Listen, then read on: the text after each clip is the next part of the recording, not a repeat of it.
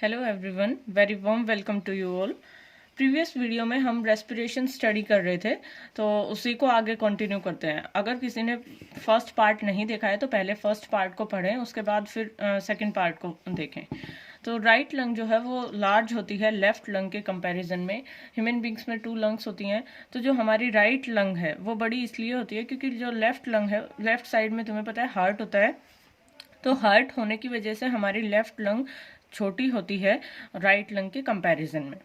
Respiratory volumes अगर हम पढ़ें तो हमारी लंग्स के अंदर डिफरेंट टाइप्स की वॉल्यूम होती हैं। जैसे फर्स्ट है टाइडल वॉल्यूम। टाइडल वॉल्यूम क्या होता है? टाइडल वॉल्यूम होता है कि नॉर्मली जब हम ब्रीदिंग करते हैं तो कितनी अमाउंट ऑफ एयर हमने इनटेक किया और कितना CO2 एक्सेल किया। जो नॉर्मल ब्रीदिंग है उसको बोलते हैं टाइडल वॉल्यूम। तो approx 500 ml tidal volume consider की जाती है। रेजिडुअल वॉल्यूम क्या होती है? रेजिडुअल वॉल्यूम होती है कि हमारी लंग्स के अंदर, हमारी लंग्स में कुछ अमाउंट में एयर परमानेंट स्टोर रहती है, चाहे हम कितना ही मतलब फोर्सफुली भी अगर हम एक्सपायरेशन करेंगे, फोर्सफुली सांस छोड़ने के बाद भी हमारी लंग्स में कुछ अमाउंट में एयर हमेशा रहेगी टिल डेथ। हमारी लंग्स के अंदर ये जो अमाउंट है एयर की, ये हमेशा प्रेजेंट होगी बर्थ के टाइम से लेके डेथ तक। 1100 से 1200 ml इसकी क्वांटिटी होती है एयर की, रेजिडुअल वॉल्यूम की। तो टाइडल वॉल्यूम पता चल गया। जो नॉर्मल ब्रीदिंग के दौरान जो अमाउंट ऑफ एयर हम इंस्पायर करते हैं, नॉर्मली सांस लेते हैं उस टाइम पे, वो हो गया टाइडल वॉल्यूम। रेजिडुअल वॉल्यूम जो कि स्टोर्ड फॉर्म है एक टाइप से लंग्स में, और ऐसे ही और भी बहुत सारी वॉल्यूम्स होती हैं। तो inspiratory reserve volume, IRV, ERV, ये सब मिला के अगर हम देखें तो टोटल हमारी लंग्स की जो कैपेसिटी है वो है 6000 ml या फिर 6 लीटर के आसपास। तो on an average healthy human breathes 12 to 16 times per minute. अगर हम देखें कि हम 1 मिनट में कितनी बार सांस लेते हैं, तो लगभग 12 से 16 बार हम O2 और CO2 का इंटेक और एक्सहेल करते हैं। हमने जब सर्कुलेटरी सिस्टम पढ़ा था तो हार्ट बीट हमने देखा था कि 1 मिनट में 70 से 72 बार हमारा हार्ट बीट करता है, और अगर ब्रीदिंग को देखें तो 1 मिनट में 12 से 16 बार ब्रीथ करते हैं हम। स्पायरोमीटर इंस्ट्रूमेंट है हमारी जो एयर की वॉल्यूम है उसको एस्टिमेट करने के लिए, ठीक है। It is use to estimate volume of air involve in breathing. Breathing के दौरान जो भी एयर की वॉल्यूम है उसको, उसका जायजा लेने के लिए इंस्ट्रूमेंट जो हम यूज़ करते हैं उसको बोलते हैं स्पायरोमीटर। तो स्पायरोमीटर, और इससे पहले हमने पढ़ा था स्पिग्मोमैनोमीटर और स्टेथोस्कोप। तो इनमें कंफ्यूज नहीं होना। स्टेथोस्कोप पता है हमें कि वो हार्ट बीट को सुनने के लिए डॉक्टर यूज़ करते हैं। स्पिग्मोमैनोमीटर मैंने बताया था कि ब्लड प्रेशर को मेजर करने का इंस्ट्रूमेंट है। सारे ऐसे ही हैं, तो कंफ्यूज नहीं होना। और स्पायरोमीटर होता है वॉल्यूम ऑफ एयर को एस्टिमेट करने के लिए, ये लंग्स से रिलेटेड है। Gaseous exchange at the surface of alveoli and blood takes place through simple diffusion। इसको देखो, मैंने यहाँ पे बताया कि जो गैशियस एक्सचेंज होता है एल्वेलाई के सरफेस पे, जब लंग्स का डायग्राम एक्सप्लेन किया था उसमें बताया था कि एल्वेलाई जो है वो स्ट्रक्चरल और फंक्शनल यूनिट है। मतलब जितना भी गैशियस एक्सचेंज होता है वो एल्वेलाई पे होता है। तो एल्वेलाई और ब्लड के बीच में जो हमारे गैशियस एक्सचेंज होता है, O2 और CO2 का एक्सचेंज, वो सिंपल डिफ्यूजन की प्रोसेस से होता है। यहाँ पे देखो, इस डायग्राम में अच्छे से समझ आ जाएगा। ये हमारी एल्वेलाई है, ये जो बैलून शेप्ड स्ट्रक्चर दिख रहा है ये बड़ी सी एल्वेलाई है, और यहाँ पे ये जो दिख रहा है ये है ब्लड वेसल। तो ये ब्लड वेसल है। अब यहाँ पे O2 और CO2 का एक्सचेंज कैसे होता है? यहाँ पे जो एल्वेलाई है इसके अंदर ऑक्सीजन आई, हमने इनटेक किया, सांस अंदर लिया तो ऑक्सीजन आ गई। यहाँ पे ऑक्सीजन फिल है बहुत ज़्यादा अमाउंट में, और ये टिश्यूज से आया है ब्लड। तो टिश्यूज से जो ब्लड आया है वो डीऑक्सीजनेटेड है, साफ खून नहीं है, गंदा खून है, उसमें CO2 की मात्रा बहुत ज़्यादा है। तो यहाँ से क्या होगा, सिंपल डिफ्यूजन की प्रोसेस से जो CO2 है वो ब्लड वेसल से चली जाएगी एल्वेलाई में पार्शियल प्रेशर की वजह से। यहाँ पे पार्शियल प्रेशर ज़्यादा है CO2 का, यहाँ पे कम है, तो हाई प्रेशर से लो प्रेशर की तरफ चली जाएगी। और ऑक्सीजन यहाँ पे एल्वेलाई में ज़्यादा अमाउंट में है, ब्लड वेसल में कम है, तो ऑक्सीजन का डिफ्यूजन हो जाएगा इस तरफ। तो ऐसे करके O2 और CO2 का एक्सचेंज हो जाएगा। CO2 ब्लड से चली जाएगी लंग्स में, और O2 जो है वो एल्वेलाई से आ जाएगी ब्लड में, और आगे ये जो ब्लड है ये हमारी बॉडी के अंदर चला जाएगा, एंटायर बॉडी में। पहले ये हार्ट में जाएगा और हार्ट से फिर एंटायर बॉडी में पंप होगा। तो इस टाइप से अब समझ आ गया होगा कि जो ये गैसियस एक्सचेंज है ये सिंपल डिफ्यूजन की प्रोसेस से होता है। 20 to 25% of CO2 is carried by haemoglobin as carbamino haemoglobin. तो ये हमने सर्कुलेटरी सिस्टम की वीडियो में भी स्टडी किया था कि जो CO2 है अगर वो हीमोग्लोबिन के साथ कंबाइन होती है तो बनाती है कार्ब अमाइनो हीमोग्लोबिन। तो कार्ब अमाइनो हीमोग्लोबिन की फॉर्म में बहुत कम अमाउंट में CO2 ट्रांसफ़र होती है, ये चीज़ याद रखनी है। मैक्सिमम अगर हम कंपेयर करें, मैक्सिमम अमाउंट में CO2 ट्रांसफ़र होती है हमारी बॉडी में प्लाज्मा के अंदर बाइकार्बोनेट आयंस की फॉर्म में। तो अगर चार ऑप्शंस मिल जाए तुम्हें कि maximum amount of CO2 is transferred in which form, तो कार्ब अमाइनो हीमोग्लोबिन नहीं करना, बाइकार्बोनेट आयंस की फॉर्म में ट्रांसफर होती है। ये एक्सप्लेन करूंगी मैं। याद रखना है कि 20 to 25% ट्रांसफर होगी हीमोग्लोबिन के साथ और बाकी बची हुई अप्रोक्स 70% के आसपास जो CO2 है, मैक्सिमम परसेंटेज CO2 की, वो बाइकार्बोनेट आयंस की फॉर्म में ट्रांसफर होती है। यहाँ पे देखो, इस चीज़ को समझो, CO2 और वाटर ये दोनों आपस में कंबाइन होते हैं और बना देते हैं H2CO3, इसको बोलते हैं कार्बोनिक एसिड। तो हमारे आरबीसी के अंदर ये सब होता है। आरबीसी के अंदर कार्बोनिक एनहाइड्रेज एंजाइम प्रेजेंट होता है एक। आरबीसी में ये जो एंजाइम है, ये एंजाइम CO2 और H2O से H2CO3 बना देता है कार्बोनिक एसिड, और कार्बोनिक एसिड फिर आगे आयंस में ब्रेक हो जाता है, H2CO3 HCO3 नेगेटिव और H+ के अंदर ब्रेक हो जाता है। तो यहाँ पे ये जो HCO3 नेगेटिव है, H2CO3 कार्बोनिक एसिड है, अब ये आयंस की फॉर्म में है तो इसको बोलते हैं बाइकार्बोनेट आयन, HCO3 नेगेटिव को। तो आरबीसी में ये जो HCO3 नेगेटिव है आरबीसी से फिर रिलीज हो जाएगा, और आरबीसी के बाहर क्या होता है, fluid plasma. RBC WBC platelets fluid के अंदर होते हैं ना प्लाज्मा में, तो आरबीसी से HCO3 नेगेटिव बाहर चला जाएगा और मैक्सिमम जो CO2 है ये इसी फॉर्म में ट्रांसफर होगी। हमारी जो ब्लड है वो इसी फॉर्म में कैरी करता है CO2 को लंग्स तक, बाइकार्बोनेट आयंस की फॉर्म में। ये यहाँ पे भी मैंने एक्सप्लेन कर रखा है। मेजोरिटी में जो CO2 है 70% CO2 ट्रांसफर होती है ब्लड के थ्रू, किसकी फॉर्म में, बाइकार्बोनेट आयंस की फॉर्म में। और ब्लड का भी स्पेसिफिक कौन सा कंपोनेंट, प्लाज्मा, उसको कैरी करता है। Every 100 ml deoxygenated blood delivers 4 ml CO2 to the alveoli.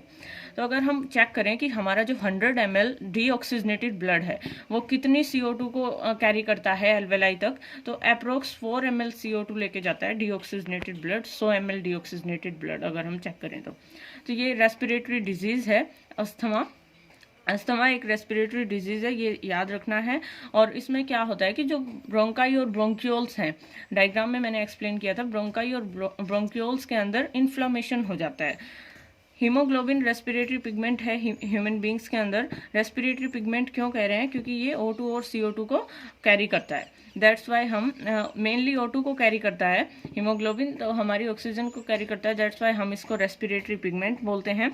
और ये भी मैं ऑलरेडी एक्सप्लेन कर चुकी प्रीवियस वीडियोज़ में। हीमोग्लोबिन रेड कलर का होता है, किसकी वजह से, आयरन की वजह से। और ये प्रेजेंट होता है, हीमोग्लोबिन जो है ये रेस्पिरेटरी पिगमेंट प्रेजेंट होता है वर्टिब्रेट्स में, इंक्लूडिंग ह्यूमंस। तो वर्टिब्रेट्स क्या होते हैं, वर्टिब्रेट्स होते हैं ऐसे ऑर्गेनिजम्स जिनमें बैकबोन प्रेजेंट होती है। बैकबोन या फिर जिसको हम रीढ़ की हड्डी बोलते हैं, वर्टिब्रल कॉलम या फिर बैकबोन प्रेजेंट होती है, उन सब ऑर्गेनिजम्स को बोलते हैं वर्टिब्रेट्स। और इनवर्टिब्रेट्स जिनमें बैकबोन नहीं होगी उनको बोलेंगे इनवर्टिब्रेट्स। रीढ़ की हड्डी होती है जिसमें वो हो गए सब वर्टिब्रेट्स, और जिनमें रीढ़ की हड्डी नहीं है वो सब इनवर्टिब्रेट्स। तो वर्टिब्रेट्स में ही ह्यूमन बींग्स भी आते हैं, हमारे भी बैकबोन प्रेजेंट होती है। तो वर्टिब्रेट्स में रेस्पिरेटरी पिगमेंट हीमोग्लोबिन होता है। और अगर हम स्टडी करें मोलस्क में, आर्थ्रोपोड्स में, ये भी एग्जाम में काफ़ी बार पूछ लेते हैं HSSC के एग्जाम्स में, मोलस्क में रेस्पिरेटरी पिगमेंट कौन सा होता है। तो ऐसे 4 ऑप्शंस मिलेंगे, तो हीमोग्लोबिन टिक नहीं करना। हीमोसाइनिन होता है रेस्पिरेटरी पिगमेंट आर्थ्रोपोड्स में, मोलस्क में। आर्थ्रोपोड्स में सारे के सारे इंसेक्ट्स आते हैं, ग्रास होपर है, कॉकरोच है, बटरफ्लाई है, ये सब इंसेक्ट्स। तो इंसेक्ट्स जो भी हैं, और मोलस्क के अंदर हीमोसाइनिन ब्लू कलर का होता है। जैसे हीमोग्लोबिन रेड कलर का होता है, हीमोसाइनिन ब्लू कलर का होता है। और इसका ब्लू कलर किसकी वजह से है, कॉपर की वजह से। तो ह्यूमन बींग्स में रेस्पिरेटरी सेंटर जो है वो पोन्स और मेड्यूला में लोकेटेड होता है, जो हमारे रेस्पिरेशन को कंट्रोल करता है। तो ब्रेन में कहाँ पे, ये ब्रेन के अंदर पार्ट्स हैं, हमारे हिंड ब्रेन के पार्ट्स हैं पोन्स और मेड्यूला, ये रेस्पिरेटरी सेंटर हैं, रेस्पिरेशन को कंट्रोल करते हैं। ये कुछ टर्म्स हैं, काफ़ी बार पूछी जाती हैं, बहुत इंपॉर्टेंट हैं, तो इनको भी स्टडी कर लेते हैं। हाइपोक्सिया होता है इनसफिशिएंट अगर ऑक्सीजन है हमारी बॉडी में टिश्यू लेवल पे, तो उसको बोलते हैं, मतलब ऑक्सीजन अगर पर्याप्त मात्रा में ना मिले तो उस कंडीशन को बोलते हैं हाइपोक्सिया। एपनिया होता है transient caseation of breathing. Transient होता है शॉर्ट टाइम के लिए, कुछ टाइम के लिए। सिजेशन मीन्स एकदम से स्टॉप हो जाए, अगर कुछ टाइम के लिए सांस एकदम से रुक जाए तो उस कंडीशन को बोलते हैं एपनिया। इस्कीमिया भी बहुत इंपॉर्टेंट है। इस्कीमिया होता है डिक्रीज्ड ब्लड सप्लाई। ठीक है, किसी भी बॉडी पार्ट में, अगर हम हार्ट कंसिडर करें, ब्रेन कंसिडर करें, या कोई भी बॉडी ऑर्गन हो सकता है, तो अगर डिक्रीज्ड ब्लड सप्लाई है, पर्याप्त मात्रा में खून नहीं पहुंच रहा अगर किसी भी शरीर के अंग तक, तो उसको बोलेंगे इस्कीमिया। और अगर ऑक्सीजन इनसफिशिएंट है तो वो हो गया हाइपोक्सिया। हाइपर कैपनिया, हाइपर मीन्स होता है वेरी हाई, बहुत ज़्यादा, और कैपनिया CO2 से रिलेटेड है। तो अगर एक्सेस CO2 हो जाए, हमारी आर्टरीज कैसा ब्लड कैरी करती हैं, ऑक्सीजनेटेड, O2 का अमाउंट ज़्यादा होता है, लेकिन अगर आर्टरीज का जो ब्लड है उसमें O2 के बजाय CO2 का अमाउंट बढ़ जाए तो उसको बोलते हैं हाइपर कैपनिया। रेस्पिरेशन में मैंने बताया था, हमने प्रीवियस वीडियो में स्टडी किया था कि ब्रीदिंग जो है वो इनिशियल स्टेप है रेस्पिरेशन का। रेस्पिरेशन क्या होता है? रेस्पिरेशन होता है breakdown of food to release energy. अगर सिंपल वर्ड्स में एक्सप्लेन करूं तो फूड का ब्रेकडाउन और उससे जो एनर्जी रिलीज होती है उसको बोलते हैं रेस्पिरेशन। यहाँ पे मैंने ऑक्सीडेशन ऑफ ग्लूकोज लिखा हुआ है, तो यहाँ डायरेक्ट ये 4 ऑप्शंस मिल जाते हैं और उसमें पूछ लेते हैं कि ड्यूरिंग रेस्पिरेशन ग्लूकोज क्या होता है, ऑक्सीडाइज होता है, रिड्यूस होता है। तो ये चीज़ याद रखनी है कि ऑक्सीडेशन होता है ग्लूकोज का रेस्पिरेशन में। मैंने बताया रेस्पिरेशन फूड का ब्रेकडाउन और उससे जो एनर्जी रिलीज होती है उसको बोलते हैं। हम जो भी खाना खाते हैं उसका ब्रेकडाउन होता है ऑक्सीजन की प्रेजेंस में। जो फूड का इंटेक करते हैं वो ग्लूकोज की फॉर्म में है, उसका ऑक्सीजन की प्रेजेंस में, ऑक्सीजन के साथ कंबाइन होके ब्रेकडाउन होगा और किसमें, CO2 वाटर में, साथ में एनर्जी रिलीज होगी। ये जो एनर्जी रिलीज हो रही है, इसी एनर्जी से हम अपनी सारी एक्टिविटीज़ करते हैं। दिन भर जितना भी जो भी एक्टिविटीज़ हैं, सेल्स को एनर्जी चाहिए होती है। जैसे किसी भी ऑटोमोबाइल को फ्यूल चाहिए होता है पेट्रोल डीजल की फॉर्म में, ऐसे ही हमारी सेल्स को भी एनर्जी चाहिए, और वो एनर्जी मिलती है रेस्पिरेशन की प्रोसेस से। तो अगर ऑक्सीजन, ब्रीदिंग इनिशियल स्टेप कैसे हुआ, ब्रीदिंग में क्या होगा, ऑक्सीजन का इंटेक, और अगर ऑक्सीजन ही नहीं होगी हमारे पास तो फूड का ब्रेकडाउन भी नहीं होगा। तो दैट्स वाई रेस्पिरेशन में ब्रीदिंग भी इन्वॉल्व हुई होती है। अब ये चीज़ जरूरी नहीं है कि जो ग्लूकोज का ब्रेकडाउन है वो हमेशा ऑक्सीजन की प्रेजेंस में ही हो। ऑक्सीजन की प्रेजेंस में भी हो सकता है, ऑक्सीजन की एब्सेंस में भी हो सकता है। तो ह्यूमन बींग्स के माइटोकॉन्ड्रिया में, ये चीज़ मैंने प्रीवियस वीडियो में, सेल की वीडियो में भी एक्सप्लेन किया था, माइटोकॉन्ड्रिया में एरोबिक रेस्पिरेशन। तो ये होता है वो एरोबिक रेस्पिरेशन जो कि हमारे सेल्स में, हर एक सेल में माइटोकॉन्ड्रिया होता है। जनरली जो भी सेल्स होती हैं उनमें माइटोकॉन्ड्रिया में फूड का ब्रेकडाउन होता है और एनर्जी रिलीज होती है। दैट्स वाई माइटोकॉन्ड्रिया को पावर हाउस ऑफ सेल भी बोलते हैं। हमारे ही सेल्स में कुछ सेल्स ऐसी भी होती हैं जहाँ पे ऑक्सीजन की एब्सेंस में भी ब्रेकडाउन होता है फूड का। तो लैक्टिक एसिड फर्मेंटेशन क्या होता है कि फर्मेंटेशन जो है वो एनारोबिक, अगर ऑक्सीजन की प्रेजेंस में फूड का ब्रेकडाउन होगा तो उसको बोलते हैं एरोबिक रेस्पिरेशन। ऑक्सीजन की एब्सेंस में अगर फूड का ब्रेकडाउन होता है तो उसको बोलते हैं एनारोबिक, मीन्स ऑक्सीजन की एब्सेंस में हो रहा है। ऑक्सीजन की एब्सेंस में भी होता है ह्यूमन बींग्स में। कहाँ पे होता है? हमारी मसल्स के अंदर। मसल्स में एनारोबिक रेस्पिरेशन होता है और उसका जो एंड प्रोडक्ट है वो क्या होता है? Lactic acid. जैसे ऑक्सीजन की प्रेजेंस में एंड प्रोडक्ट हमें मिला CO2 और वाटर, तो ऑक्सीजन की एब्सेंस में लैक्टिक एसिड बनता है हमारी मसल्स में। जब हम ज़्यादा टाइम के लिए एक्सरसाइज करते हैं या फिर बहुत तेज अगर हम दौड़ते हैं तो उस टाइम पे क्या होता है कि हमारी जो मसल्स हैं, काफ़ी ज़्यादा टाइम तक अगर दौड़ें तो मसल्स में बहुत पेन होने लगता है। तो वो जो पेन होता है वो इसी वजह से होता है, क्रैम्प्स बन जाते हैं, मस्कुलर क्रैम्प्स। तो वो लैक्टिक एसिड का डिपोजिशन हो जाता है हमारी मसल्स में, क्योंकि ऑक्सीजन की एब्सेंस में ग्लूकोज का कंप्लीट ब्रेकडाउन नहीं हो पाता तो उसमें लैक्टिक एसिड बनता है। दैट्स वाई मसल्स में हमें दर्द भी होता है। तो इस टाइप से ह्यूमन मसल्स में याद रखना है लैक्टिक एसिड की फॉर्मेशन होती है। और एक होता है इथेनॉलिक फर्मेंटेशन।